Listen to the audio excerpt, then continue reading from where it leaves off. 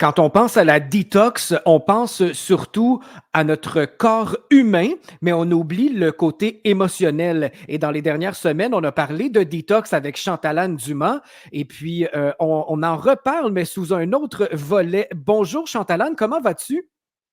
Bonjour Slime, moi ça va super bien. Il fait beau et chaud et toi-même? Ben, et chez nous, il fait beau, il fait un peu moins chaud. Les températures ont vraiment descendu. On s'en va Ah oui, hein? tranquillement vers le vrai automne, mais c'est incroyable comment on a un bel automne au Québec. Alors, c'est le fun quand il fait beau puis qu'on a du soleil pour prendre des vitamines pour passer à travers l'automne et l'hiver qui s'en vient. On en a parlé d'ailleurs dans les dernières semaines de prendre des vitamines et puis que ça faisait, ça nous donnait de la joie, hein? Ça nous donnait non seulement de la santé, mais ça nous aidait au niveau du moral aussi. Exactement. C'est sûr que la luminosité, les heures d'ensoleillement sont associées à notre production non seulement de vitamine D, mais aussi de sérotonine, donc l'hormone associée au bonheur qui Au régule bonheur, notre oui. mélatonine, donc notre sommeil. Alors tout ça va ensemble. Tu sais, cela, j'écoutais un podcast d'un autre praticien en médecine fonctionnelle aux États-Unis et il disait que réellement, auparavant, les humains vivaient au moins 70 du temps à l'extérieur. Alors, Ah oui. imagine-toi qu'aujourd'hui, là, c'est probablement complètement inversé. On doit passer au moins 70 à l'intérieur. Alors, c'est sûr que ça nous coupe beaucoup de justement l'aspect de la luminosité, mais d'un autre aspect super important en lien avec la chronique d'aujourd'hui, qui est tout ce volet qu'on appelle le earthing, ou donc notre connexion au sol, à la terre-mère, parce que on peut décharger notre excès de stress, notre excès de courant nerveux, parce qu'on comprend bien que notre système nerveux fonctionne à l'énergie électrique. Hein, c'est vraiment l'entrée, la sortie des minéraux comme le sodium, potassium, calcium, magnésium à travers nos membranes cellulaires qui va donner l'influx nerveux. C'est pour ça qu'on peut mesurer à l'aide d'un électroencéphalogramme l'énergie, par exemple, au niveau du cerveau, d'un électrocardiogramme, l'énergie au niveau de notre pompe cardiaque, notre cœur. Alors, cet excès d'énergie, quand on vit des stress récurrents, par exemple, eh bien, on peut le décharger dans le sol. Même principe que quand on fait de la construction, on va mettre un ground après l'électricité pour que justement, s'il y a une surcharge de courant, elle puisse s'en aller vers le sol. Mais nous, on est Hmm. constamment isolés de cette connexion au sol. Bon, aussi parce qu'on porte des souliers, souvent justement avec une semelle en caoutchouc, donc qui est un isolant qui nous déconnecte complètement de cette énergie du sol. Et je dois dire que moi, depuis que je vis ici, je suis presque tout le temps nu-pied et ça fait une énorme différence dans ma capacité à être groundée, à être centrée. Et on a besoin de ça dans notre vie moderne, mais malheureusement, à cause de notre mode de vie, on est souvent déconnecté de ça. Et donc aujourd'hui, c'est ça, je voulais parler parce qu'on a parlé de la détox du corps physique, des cures de détox. D'ailleurs, celle qui va commencer ce samedi 12 octobre, de 10 jours de détox automnale, mais on a moins mis l'accent sur la question de la détox émotionnelle. Et je dois dire qu'après 26 ans en pratique clinique, je me rends compte à chaque jour davantage de l'importance de travailler notre côté émotionnel. Parce que même si on travaille le côté psychologique, par exemple, qu'on va en consultation, qu'on lit des livres de croissance personnelle et tout ça, souvent les blocages dans notre vie vont venir de situations émotives qu'on a mal gérées, de traumatismes, par exemple, dans notre processus d'attachement qui va survenir entre 0 et 7 ans. Et donc, ces traumatismes-là, on va inconsciemment, bien sûr, les rejouer, les répéter à travers différents schémas. On va attirer, par exemple, le même genre de partenaire amoureux qui va nous donner l'opportunité de revivre ces traumatismes-là pour qu'on les comprenne avec un différent niveau de conscience et qu'on arrive à transmuter ces énergies qui sont bloquées dans notre corps et qui finissent par affecter le bon fonctionnement justement de notre corps physique. C'est tellement important ce que tu dis là et je suis content de ce sujet-là d'entrevue parce que pour moi, et je le dis depuis longtemps, tout part de de nos émotions, de nos sentiments. Et si on ne les comprend pas, si on ne les travaille pas, là, ça se matérialise dans le corps humain. Le corps parle, parce que souvent, les gens sont dans le déni, hein. Ils sont dans l'action, donc ils ne voient pas nécessairement clair. Et c'est pour ça qu'on a des bons amis qui nous entourent, qui nous disent « Hey, tu as remarqué, tu répètes tout le temps les mêmes patterns ou il t'arrive tout le temps les mêmes affaires dans ta vie. » Donc, c'est important de comprendre ce qui nous arrive et de faire un nettoyage autant physique qu'émotionnel. Alors, on l'oublie ce côté-là. Je ne sais pas pourquoi, parce qu'on ne veut pas faire face à notre réalité. Est-ce que c'est ça? Oui, il y a ça en partie, hein. C'est sûr que faire un travail d'introspection, ça demande beaucoup d'honnêteté par rapport à nous-mêmes. On n'est pas Hmm. toujours capable d'aller voir vraiment les causes des causes.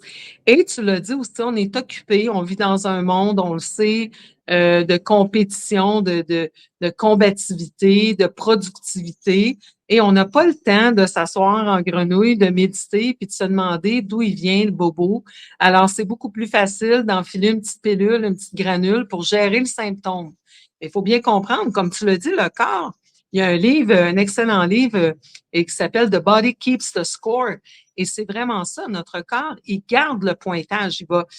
On parle de mal à dit, c'est tellement un beau mot en français parce que c'est ça, c'est le mal qui va s'exprimer, le mal qui dit à travers nos symptômes ce que notre inconscient essaie de communiquer à notre conscience. En réalité, il y a juste deux moyens que le corps peut arriver à faire ça. C'est soit à travers justement nos maladies ou nos symptômes, ou encore à travers nos rêves. Mais très souvent, les gens ne dorment même plus. On a perdu en moyenne 2 heures de sommeil par nuit depuis qu'on a rentré les ordinateurs dans nos maisons. Donc, on dort moins. Souvent, on dort mal parce que justement, on est en état de stress chronique et on s'enfile des médicaments, hein, des somnifères pour arriver à dormir qui vont complètement interférer et fausser ce message que l'inconscient essaie d'envoyer à notre conscience. Alors, c'est sûr que c'est un travail et souvent, on ne s'accorde pas le temps, on ne s'accorde pas la priorité d'aller voir qu'est-ce qu'il y a derrière nos symptômes.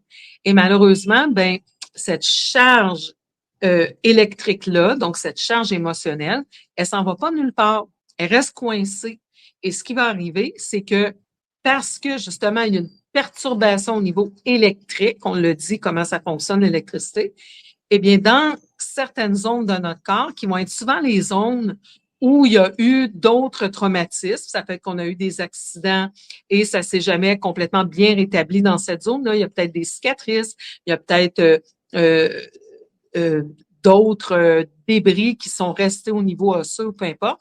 Alors, il va y avoir éventuellement une perturbation du courant dans cette zone-là de notre corps. Alors, le système lymphatique qui transporte les déchets dans l'organisme va commencer à s'accumuler dans cette zone-là et ça va perturber aussi la circulation sanguine qui nous apporte donc nos nutriments, les substances nutritives qui viennent nourrir nos cellules, nos tissus, nos organes.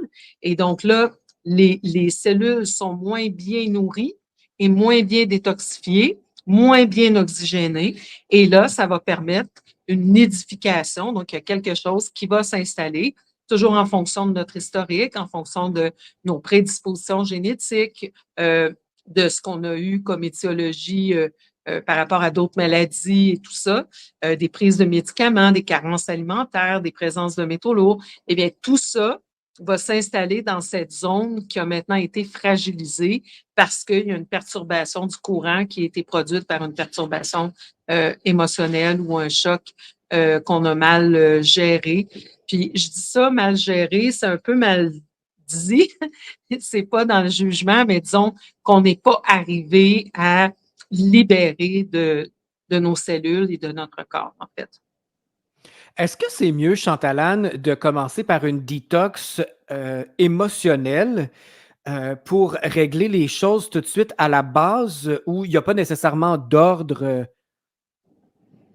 Il y a pas nécessairement d'ordre. Tu sais, il y a un proverbe bouddhiste qui dit lorsqu'élève est prêt, le maître apparaît. Et moi, je crois foncièrement à ça. Je suis quelqu'un qui fait complètement confiance non seulement au processus de la vie avec un grand V, mais au processus de notre supraconscience. Tu sais qu'on est tous unifiés les uns avec les autres à travers l'énergie quantique, à travers ce grand champ de conscience unifié. Et donc, je pense qu'on appelle à nous les bonnes situations, les bonnes personnes à partir du moment où on émet l'intention sincère de guérir ou d'aller mieux. Eh bien, des opportunités vont se présenter, quelqu'un va nous parler d'un livre, on va tomber sur quelque chose sur Netflix ou sur Gaia TV ou peu importe, et ça va nous aider à faire un bout de chemin et ainsi de suite. Je pense que tout part de la décision consciente et sincère de vouloir aller mieux. Quand on travaille, disons qu'on fait une cure de détox comme celle qu'on va commencer ce week-end, déjà, en améliorant notre alimentation. Puis là, je vais vous donner un exemple, mais je ne veux pas que personne se sente jugé. OK? Je suis moi-même pas une végétarienne à plein temps. Je tends vers le végétarisme, mais je ne suis pas une végétarienne à plein temps. Il faut quand même être conscient que quand on consomme des animaux, on consomme leur énergie à ces animaux-là. Et Ouais. la façon dont ils vont avoir été traités, élevés et sacrifiés va aussi avoir un impact. Parce qu'on comprend qu'un animal qui vit beaucoup de peur et qui va être mort dans des conditions extrêmement douloureuses ou de torture, ben, va relâcher beaucoup d'hormones de stress dans sa circulation. Et veut pas, nous, on va consommer ça. Alors, de prendre conscience du type d'animaux qu'on consomme ou de carrément s'en abstenir, ça va avoir un impact sur notre propre niveau énergétique à nous, sur les toxines qu'on va absorber dans notre corps aussi, sur la quantité d'hormones de stress ou même d'hormones de croissance qu'on peut injecter à ces animaux-là.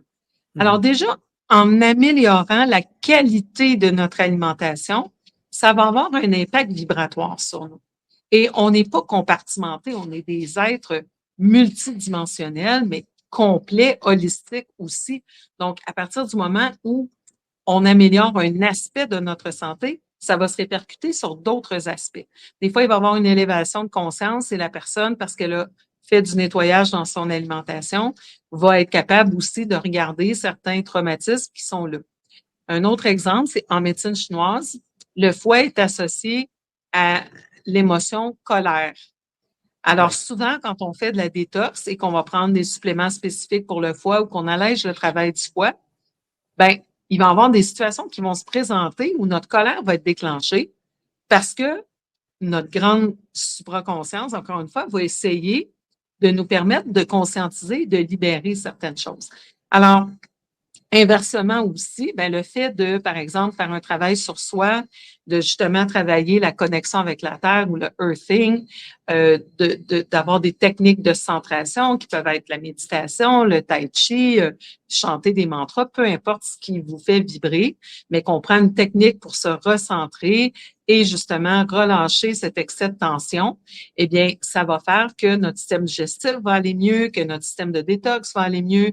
Alors, peu importe par quel bout on prend le poisson, finalement, mais l'important, c'est d'émettre cette intention consciente de guérir, d'aller mieux et d'être ouverte à ces opportunités que la vie va nous envoyer.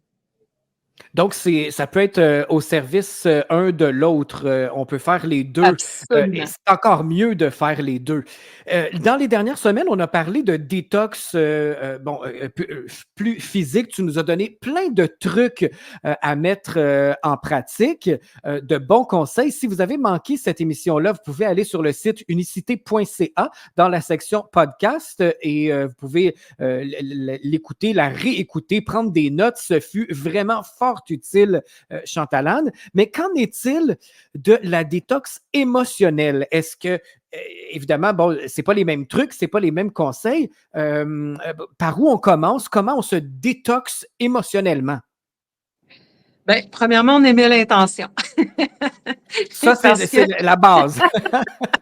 Faut ça, c'est la vouloir. base parce que il n'y a rien qui se fait dans le grand champ unifié de conscience ou dans notre corps énergétique, émotionnel sans notre consentement. Et ça, Donc, j'en pour ceux qui parle, sont dans le Slide. déni, là, ça part mal. Hein? Ceux qui sont dans le Ça déni, part mal, hum, effectivement, parce que quand on est dans le déni, en fait, c'est un mécanisme de protection. Notre ego, dans le grand sens du terme, là, tu sais, des fois, on parle de l'ego comme les gens qui se pensent supérieurs et tout ça, mais le vrai ego, c'est pas ça. Le vrai ego, c'est un système immunitaire émotionnel. Moi, je l'appelle comme ça parce que Ah notre ego oui. se construit au fil des expériences plus pénibles ou plus désagréables qu'on vit. C'est un mécanisme de défense qui ne se met jamais à jour. Donc, si tu as vécu une situation avec ton frère quand tu avais 3 ans, qui prenait toujours tes jouets et qui ne les redonnait pas, ben, tu peux devenir une personne qui va être très sensible au fait de prêter tes affaires ou d'être en interrelation avec les autres. Et donc, Mhm. parce que ton ego, quand tu as une situation qui vibre à la même fréquence, te rappelle, non, non, non, prête pas tes affaires. Tu sais, quand tu prêtes tes affaires, elles te reviennent jamais. Tu sais que ça va être douloureux, etc., etc. Et c'est cette petite voix intérieure qui essaie de bien faire, qui essaie de nous prémunir contre des situations qui nous ont fait mal dans le passé. L'ennui, c'est que vu qu'il ne se met pas à jour, ben, le mécanisme qui était utile contre ton frère quand tu avais 3 ans devient peut-être en réalité un mécanisme qui va être nocif quand tu es rendu adulte parce qu'il est peut-être plus adéquat pour ta vie d'adulte. Alors, Ouais. mais ce mécanisme de protection émotionnelle qu'est l'ego, eh bien, souvent, va nous dire, va pas fouiller dans cette boîte à émotions-là. Tu sais que ça fait mal, tu sais que tu vas être triste, tu vas avoir de la peine, ça va faire mal. Puis, alors, on a plein de mécanismes qui veulent nous empêcher d'aller ouvrir les tiroirs, en réalité, où il y a des bobos émotionnels. Mm. Mais il y a un prix à payer quand on fait jamais le ménage là-dedans. Donc, la première chose à faire, c'est vraiment d'émettre l'intention parce que si on n'émet pas l'intention, notre ego va être bien en place et énergétiquement, on ne sera pas capable d'aller ouvrir ça. C'est comme un mécanisme de protection. Et ça, c'est important de le savoir parce que, bon, il y a quelque chose d'autre que je dois expliquer, c'est que quand on a, par exemple, des souvenirs, on a tous connu des gens qui ont une amnésie suite à des événements traumatisants dans leur vie. Hein? Si, par Ouais. exemple, des gens qui ont été victimes d'abus peuvent oublier une partie de leur vie où ces événements-là ont survenu parce qu'à ce moment-là, c'était trop fort comme décharge de stress, décharge émotive pour la capacité de la personne à l'encaisser. Et donc, il y a un mécanisme de protection qui va emmagasiner ces mémoires-là quelque part pour nous permettre de continuer à survivre. Mais notre supraconscience sait qu'on a du bagage dans ces tiroirs-là qu'il faut éventuellement aller nettoyer. Mais notre ego fait qu'on va mettre tellement, tellement d'énergie à garder ces souvenirs-là dans des petits tiroirs cachés qu'on a l'impression que c'est énorme. Et souvent, c'est pas si énorme que ça. Un peu comme l'exemple des jouets quand on avait 3 ans, c'est que au moment où c'est arrivé, c'était peut-être énorme, mais aujourd'hui, comme adulte, avec des moyens, avec des ressources, avec des personnes qui peuvent nous aider, c'est des situations auxquelles on est capable de faire face. Mais Avec le comme on recul. a emmagasiné, ouais, comme on a emmagasiné ces mémoires quand on était plus jeune et qu'on était peut-être moins équipé, eh bien, Mm. on a mis plein d'énergie pour garder ces mémoires occultées. Et c'est cette somme d'énergie qui est bloquée dans cet endroit-là de notre corps qui nous donne l'impression que si on va fouiller là-dedans, là, on va être submergé. Moi, j'avais l'impression que si j'ouvrais le couvercle, là, ça allait être un volcan qui allait déferler sur moi et que j'allais mourir là-dedans et que j'allais brûler tout le monde avec mon volcan. Je sentais qu'il y avait beaucoup, beaucoup de puissance. Mais la puissance, en réalité, c'est pas l'émotion ou la situation qu'on a vécue. C'est toute cette énergie qu'on a mis au fil des ans pour empêcher d'être en contact avec cet événement douloureux. Mhm. Alors, Parce ça, que il c'est faut pas le plutôt savoir. libérateur quand Ben, totalement, totalement. voilà. Mais Mm. je prends juste la peine de l'expliquer, Slade, parce que des fois, on a peur, hein. On arrive, puis il y a une émotion, tu sais. Un des symptômes qu'on a dans notre société, c'est qu'on est tout le temps occupé. Hein, on est tout le temps sur notre cellulaire, on est tout le temps en train d'écouter de la musique en bruit de fond, on est tout le temps stimulé d'une manière ou d'une autre parce que justement, quand on prend le temps de se déposer, de se centrer et de calmer les choses autour de soi, ben, Mm. les émotions tendent à remonter à la surface parce qu'elles veulent justement qu'on les valide et qu'on fasse un ménage là-dedans. Donc, quand on sent ces émotions qui veulent monter, une petite tristesse ou un petit sentiment de solitude ou peu importe, ben, on va se remettre en mouvement pour ne pas être dans notre ressenti parce que justement, on a l'impression qu'on ne sera pas capable d'accueillir ça ou on ne veut pas prendre le temps ou etc. Et donc, je veux rassurer les gens sur le fait que quand on fait un travail de libération émotionnelle ou de détox émotionnel, notre corps est tellement intelligent, notre supraconscience gère tellement bien les choses qu'elle va laisser remonter juste ce qu'on est capable de gérer. Il n'y a jamais personne qui est devenu fou parce qu'il a décidé de s'asseoir et de prendre le temps d'accueillir ses émotions. Au contraire, comme tu dis, ça va être un travail qui va être libérateur, mais ça va se faire de manière très écologique à la vitesse qu'on est capable de le prendre, encore une fois. Et à tout moment, on peut arrêter. Et ça, c'est important aussi de le savoir. Donc, la première chose à faire, c'est d'émettre l'intention consciente et de faire confiance au processus, de savoir que ce n'est pas dangereux et que s'il y a quelque chose qu'on n'est pas prêt à accueillir, on a une protection à l'intérieur de nous qui s'appelle notre ego qui va faire sa job.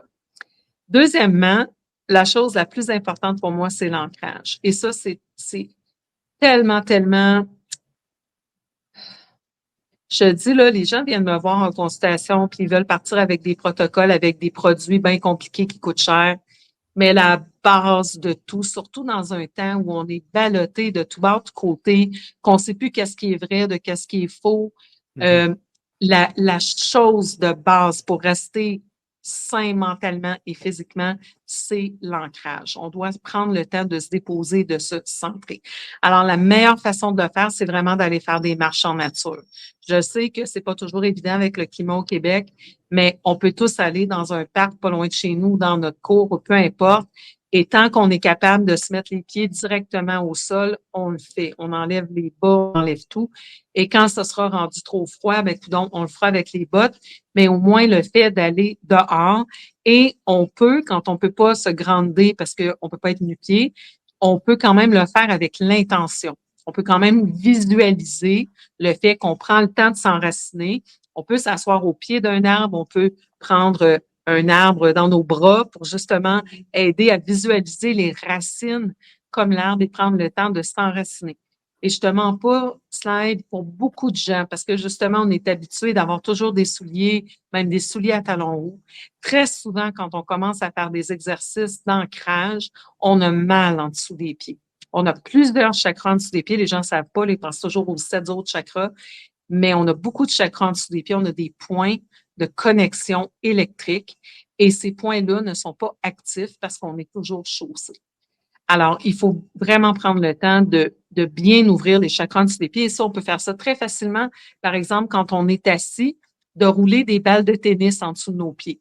Hein, Ah on est oui. assis à l'ordi, des heures de temps, on roule des balles de tennis en dessous de nos pieds. Et puis après ça, on peut tout simplement, debout, les pieds écartés à largeur des hanches, faire tout simplement des mouvements de ballottement d'un côté à l'autre en torsion de notre corps. Je vous invite aussi à regarder pour des cours de Qigong ou de Tai Chi en ligne. Moi, j'aime beaucoup Gaia TV. J'ai pas de, j'ai pas de commission avec Gaia TV. Je vous le dis parce que c'est une excellente ressource et ils ont maintenant beaucoup de trucs en français. Alors, pour le prix d'un abonnement à Netflix, vous allez avoir plein de trucs santé, plein de trucs de croissance personnelle. Et donc, vous allez avoir des cours de yoga, des cours de Tai Chi, Qigong et tout ça. Donc, vous pouvez faire des exercices très simples, comme par exemple faire le pont entre ciel et terre. Et c'est tout simplement de prendre des inspirations en levant les bras vers le ciel et expirer en ramenant les bras vers le sol. La respiration est un autre excellent moyen de se déposer et de se recentrer sur notre corps au lieu de partir dans notre tête. Notre énergie est tellement, tellement, tellement dans notre mental. Et quand on est Ouais. dans notre mental, ben, on peut pas être dans notre cœur et on peut pas être dans notre corps. Donc, il faut vraiment prendre ce temps de se déposer. Et une fois qu'on est déposé, un des exercices que j'aime beaucoup, c'est ce que j'appelle le scanning. Alors, tout simplement, on a pris, par exemple, le temps de prendre 5 inspirations, 5 expirations profondes, les pieds bien déposés au sol. On prend le temps de sentir nos pieds, de sentir nos racines. Et puis là, on peut partir en allant de la tête aux pieds, dans notre tête, et on fait un scan mental. Moi, j'aime ça utiliser mes mains. Tu vois, je t'en parle, puis spontanément, mes mains se sont placées à côté de ma tête. J'imagine vraiment que je fais comme un balayage à partir de la tête jusqu'à mes orteils et je regarde comment je me sens. Et j'émets aussi cette intention, cette question, comment je me sens. Et là, quand j'arrive à une région de mon corps, si je sens que la respiration bloque à cet endroit-là, ou si je sens une douleur ou un inconfort, ou qu'il y a quelque chose qui n'est pas fluide, je m'arrête à cet endroit-là, je dépose les mains, puis je me dis, c'est quoi le message? Qu'est-ce que j'ai à accueillir? Et je reste tout simplement comme ça, avec mes mains sur l'endroit, dans mes inspirations, expirations, et j'attends de voir ce qui monte. Des fois, ça va être des phrases. Des fois, ça va être des images. Des fois, ça peut être même une couleur qui va monter.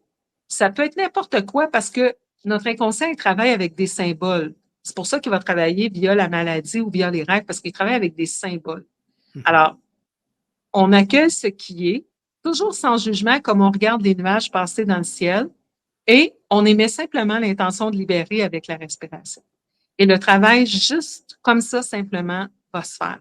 Si éventuellement, dans le courant de faire ce type d'exercice, il y a des situations qui vous reviennent à la conscience ou à la mémoire et que vous sentez le besoin de travailler avec des professionnels, ben c'est pour ça qu'on est là.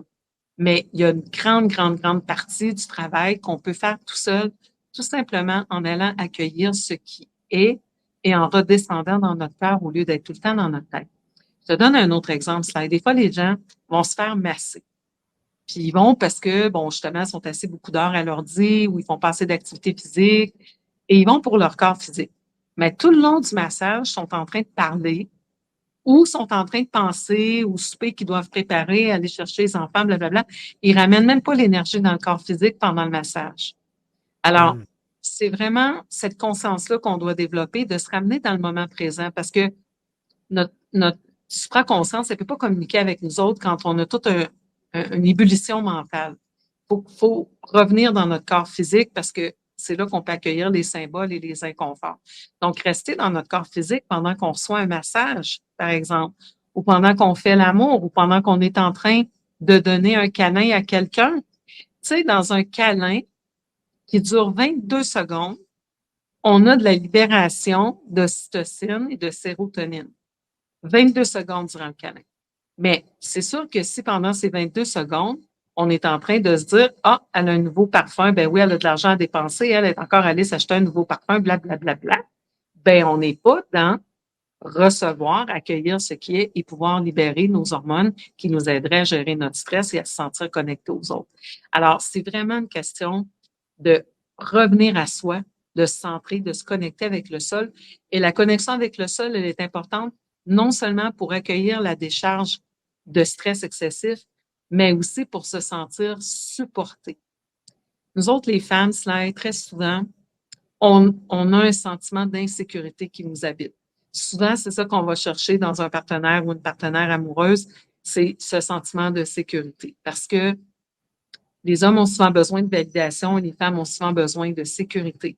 Parce que dans la nature, historiquement, et on est le résultat de tous ces traumatismes que les générations avant nous ont subis aussi. Les femmes ont souvent été des proies et sont encore souvent des proies de nos jours, malgré qu'on est indépendante puis qu'on a des emplois qui nous payent autant que les hommes, des fois plus, etc.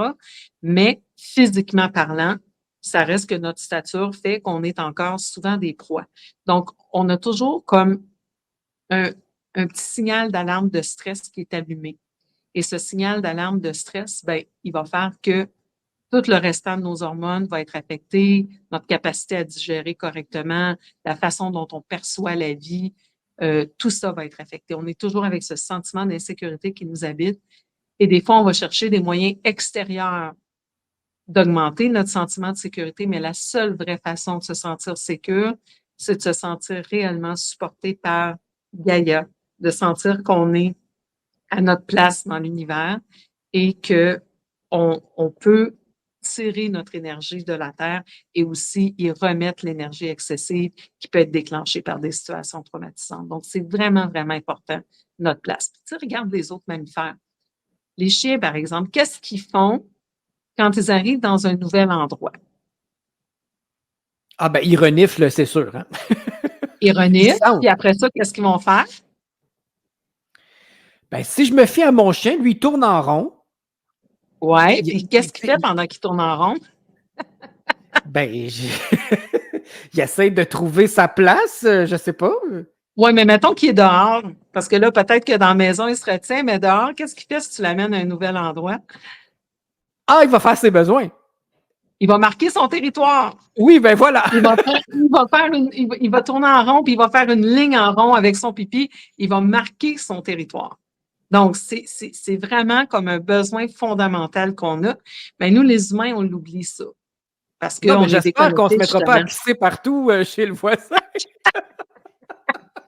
Bien que, Aïe, aïe, non, aïe! mais on, c'est juste pour dire que ce besoin d'avoir notre espace et de se sentir en sécurité dans notre espace, c'est un besoin très primitif. Évidemment, on a un cerveau, le cortex préfrontal, qui est le centre du raisonnement et tout ça, qui va nous dire, ben, c'est peut-être pas la bonne place pour faire pipi, mais le besoin fondamental de créer un espace où on se sent en sécurité, il est là. Mais des fois, on l'ignore parce que justement, on est dans nos charabia mentales qu'est-ce que je Ouais. vais préparer pour souper, puis à quelle heure je vais aller, puis cette personne-là, elle m'aime pas, puis Donc, on se déconnecte de nos vrais besoins en réalité. Mhm. Quand on parle de détox émotionnel et qu'on identifie ce qui ne va pas, est-ce que c'est une bonne chose de faire du ménage dans, que ce soit nos relations, notre travail ou tout ce qui nous entoure, là, qui nous cause soit un stress ou des inconforts? Souvent, on garde des amitiés hein, parce que ah, ça fait longtemps, puis, mais dans le fond, ça nous cause plus de malaise que d'autres choses. Alors, est-ce que ça fait partie d'une détox de dire, bon, je suis désolé, mais cette relation-là ne m'apporte plus grand-chose, me cause plus de problèmes que d'autres choses, ou le travail que j'ai ne me rend pas heureux ou heureuse. Donc, faire cette prise de conscience-là, mais faire des gestes aussi pour s'en débarrasser. Et je suis tellement contente que tu poses cette question-là parce que c'est vraiment la prochaine étape. Dans le sens que il faut d'abord se centrer, se connecter, se sentir en sécurité, faire ce Mm. petit balayage-là. Et quand on est dans notre corps, on est justement maintenant capable d'avoir ces ressentis-là. Parce que quand on est dans notre tête, on le sent pas. Et comme tu le Mm. dis, souvent, on va garder des relations avec des gens qui peuvent être même des vampires énergétiques. Et ça, encore une Ouais. fois, je le dis sans jugement. Il y a des gens, on en a tous eu. J'espère que vous en avez de moins en moins, mais on en a tous eu des gens dans notre vie qui sont des vampires énergétiques. Et c'est pas de leur faute. Ces gens-là font pas ça consciemment, mais faut comprendre que qu'en termes d'énergie, on n'arrive jamais à élever quelqu'un d'autre. C'est tout le temps nous autres qui allons se drainer. Hein? C'est comme un principe de vase communicant énergétique. Et quand on se tient avec des gens qui vibrent d'une moins haute fréquence que nous, ça va nous drainer énergétiquement. Temporairement, ces gens-là vont se sentir très bien. Ils viennent nous pomper notre jus, comme on va dire souvent. Là. Hein, c'est le Mm. genre de personnes dans notre vie qui vont toujours venir se plaindre, qui vont toujours parler en mal d'un, de l'autre. C'est toujours très négatif. Puis il y en a, ceux-là, c'est encore plus subtil, que c'est même pas dans leur discours, ça va être vraiment juste dans leur énergie. Mais on va le sentir parce que quand on va avoir une interaction avec ces personnes-là, quand elles vont partir, on va se sentir fatigué, ou des fois, on va avoir envie, bon, comme moi, ma drogue de choix que je dois vraiment contrôler, c'est les boissons gazeuses. Hein. Moi, si je ne me retenais pas, je boirais du coke à tous les jours. Donc, évidemment, je dois faire attention parce que c'est vraiment pour moi un moyen rapide d'augmenter mon énergie. Et à un moment donné, je me rendais compte de ça que j'avais des interactions, soit avec certains patients, soit avec certaines personnes. Et quand la personne partait ou quand je terminais la consultation, j'avais envie de boire un coke. Là, je me disais, ben, donc, qu'est-ce qui se passe? Tu Et étais c'est ça, vidé de c'est ton parce que énergie. j'étais vidée de mon énergie et Mm. inconsciemment, j'associais le fait de boire une boisson gazeuse avec le fait d'avoir plus d'énergie. Évidemment, c'est une fausse association. On sait qu'il y a Ouais. 50 grammes de sucre par boisson gazeuse, alors on ne peut pas en abuser. Mais pour moi, c'est un signe d'appel. Si j'ai envie de boire un coke après que j'ai eu une interaction avec quelqu'un, je sais que c'est parce que cette personne-là vient de me drainer énergétiquement. Et donc, Mm. il y a des situations de vie que la personne peut être en train de traverser. Et puis, ça ne veut pas dire que des fois, on ne l'acceptera pas. Là. Je veux dire, ça sert à ça aussi, les amitiés. Puis bon, moi, je suis une professionnelle de la santé, alors c'est sûr qu'il y a des gens qui me rencontrent, puis c'est parce qu'ils traversent des épreuves. Alors, on peut consciemment dire, ben oui, j'accepte que temporairement, cette personne-là, elle me prend de l'énergie parce que elle vit un processus, puis je suis là pour l'accompagner dans son processus. Mais c'est que souvent, on n'en est pas conscient. Et c'est sûr que si on est entouré de gens qui sont des vampires énergétiques et que nous, on n'a pas justement une hygiène de vie comme des techniques d'ancrage, des techniques d'augmenter notre énergie, que notre alimentation soit une alimentation énergisante, que ce qu'on écoute comme musique, comme documentaire et tout ça, si c'est toujours des choses qui viennent drainer notre énergie au lieu de nous en apporter, ben c'est sûr qu'à un moment donné, on va se retrouver en situation de carence. Et c'est ces situations de carence énergétique, de vide intérieur, qui vont faire souvent qu'on va avoir des addictions, que ce soit des addictions alimentaires, des addictions à des substances comme des drogues, des addictions sexuelles, des addictions au travail. Alors, c'est souvent justement parce qu'on a un vide énergétique, on a un vide intérieur ou un vide relationnel et on sent le besoin de le combler de cette manière-là. C'est comme un système d'alarme qui nous fait dire, hey, là, il faut régler ça, Exact. il faut faire des changements, en fait, au niveau émotionnel. Dans la détox qui s'en vient dès ce week-end, est-ce qu'il y a une partie sur le côté émotionnel ou c'est pas le sujet pour l'instant? Oui, c'est sûr que je glisse un mot là-dessus, mais comme j'ai Ah, des programmes qui sont plus spécifiques à la santé du système nerveux puis de nos glandes surrénales, c'est sûr qu'on passe pas beaucoup de temps là-dessus, mais c'est sûr qu'il y en est question parce que justement, des fois, les gens s'embarquent dans la détox en couple. Puis là, ils me disent, je sais pas ce qui s'est passé, à chicane a pogné en fin de semaine, etc. Ben oui, parce que les deux ah, sont en train de faire du nettoyage et notre cerveau fait pas la différence entre le corps physique et le corps émotionnel. On envoie un message qu'on veut faire du nettoyage. Alors lui, si c'est des émotions puis de la colère qui bloquent, ben le corps, il va essayer de faire son nettoyage, lui. Et donc, si on sait pas, si on n'est pas au courant, on peut se demander, ben, comment ça que j'étais marabout? Puis aussi, il faut pas se le cacher, cela durant la détox, on essaie d'arrêter, par exemple, justement, la prise de boissons gazeuses, de café. Si on fume, on va essayer d'arrêter de fumer. Bref, on prend les gens comme ils sont, puis chacun fait son possible.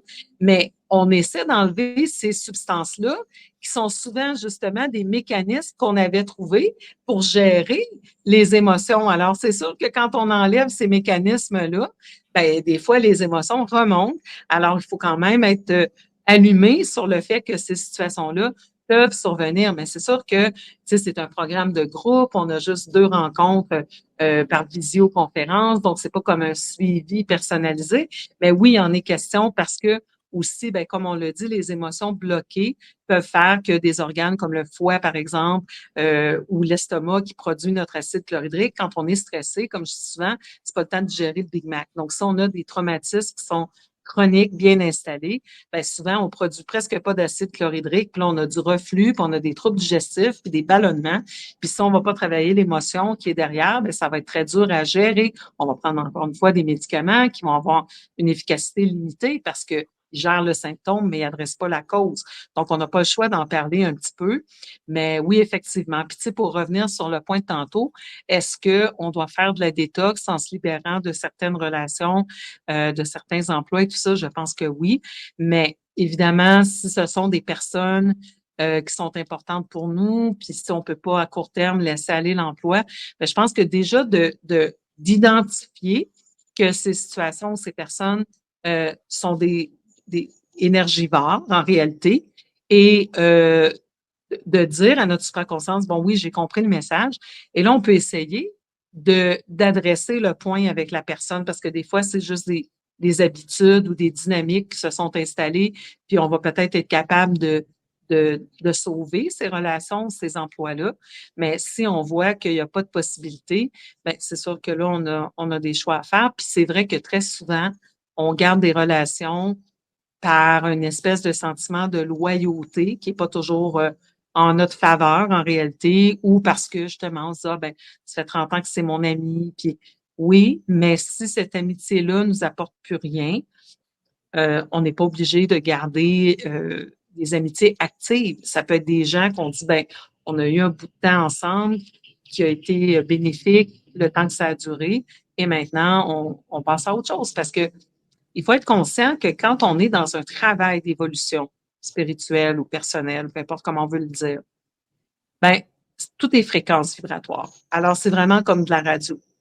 Quand on est sur une fréquence 95,3 exemple, ben, éventuellement, ce qui ne sera pas à la même fréquence, on ne pourra plus le capter.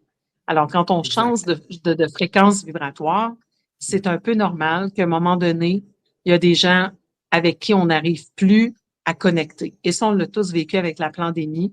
Il y a des gens qu'on a essayé de garder comme amis parce qu'ils respectaient nos croyances, etc. Puis on avait une belle amitié, on voulait les garder. Mais des fois, on se rend compte que c'est pas possible parce que on n'a plus de sujet de conversation, on connecte plus, c'est comme un dialogue de sourds. Alors, des fois, on n'a pas le choix de faire le ménage dans nos amitiés. Exactement, pour qu'on vibre sur la même longueur d'âme. Nous, on dit ça à Radio Unicité, on vibre sur la même longueur d'âme. Chantalane, C'est est-ce tellement que... ça. oui, c'est beau, hein? Est-ce qu'on peut encore s'inscrire à la détox de 10 jours avec toi? Oui, absolument. Jusqu'à vendredi soir. Je vous invite à vous inscrire le plus tôt possible parce qu'évidemment, j'ai des documents à vous envoyer. Alors, quand tout le monde fait ça à minuit la veille, mon équipe d'un devient facilement surchargée. Alors, le plus tôt, c'est le mieux. Les inscriptions sont en haut de mes murs Facebook, donc c'est très facile pour aller vous inscrire. C'est un clic et puis vous allez recevoir des documents avant samedi matin. Samedi matin, on a la première visio où je vais vous expliquer tous les principes de la détox. Vous allez avoir un cahier avec les recettes que je vous propose durant la détox. Ça va un guide de détox de 24 pages où j'aborde plusieurs points. Puis après ça, on a une rencontre de suivi. Et c'est un beau 10 jours automnal que je vous propose. C'est bien d'assister en direct parce que si vous avez des questions après la présentation, j'ouvre les micros, tout le monde peut me poser les questions en direct. Mais si jamais vous n'êtes pas disponible samedi matin, j'envoie toujours dans les jours qui suivent les enregistrements et les documents. Donc, vous pouvez embarquer dans le groupe quand même. Et si vous voulez aller voir un peu de quoi ça a l'air, il y a un groupe Facebook qui s'appelle Programme Défi Détox avec Chantalane. Vous allez voir les dernières détox qui ont eu lieu dans les 3 dernières années, toutes les recettes qu'on se partage, les photos de smoothies, de salades, de pain sans gluten, les encouragements. Vous allez voir, c'est vraiment une belle communauté. On est comme 500 membres dans le groupe et puis plusieurs se réinscrivent de détox en détox. Et là, c'est un tout nouveau programme avec recettes et tout ça. Donc, on va sûrement être un très beau groupe encore une fois. Je suis inscrit. Isabelle est Oui, inscrite. Alors, faites comme nous et inscrivez-vous à cette détox. Ça va bien commencer l'automne. Ça va nous préparer à l'hiver également. On a une belle chanson pour terminer cette belle chronique. Chantalane, tu vas nous mettre de la lumière à Radio Unicité et dans nos vies, hein? c'est Into the Light. C'est vraiment une pièce, c'est tout en douceur, mais je pense qu'on a besoin de ça à ce temps-ci de l'année. Un petit moment justement pour se déposer, reconnecter et se rappeler qu'on a toute une belle lumière intérieure qui ne demande qu'à briller, qu'à illuminer les gens autour de nous. Merci, Chantalane. À la semaine prochaine. Merci, c'était super agréable. Bonne semaine tout le monde.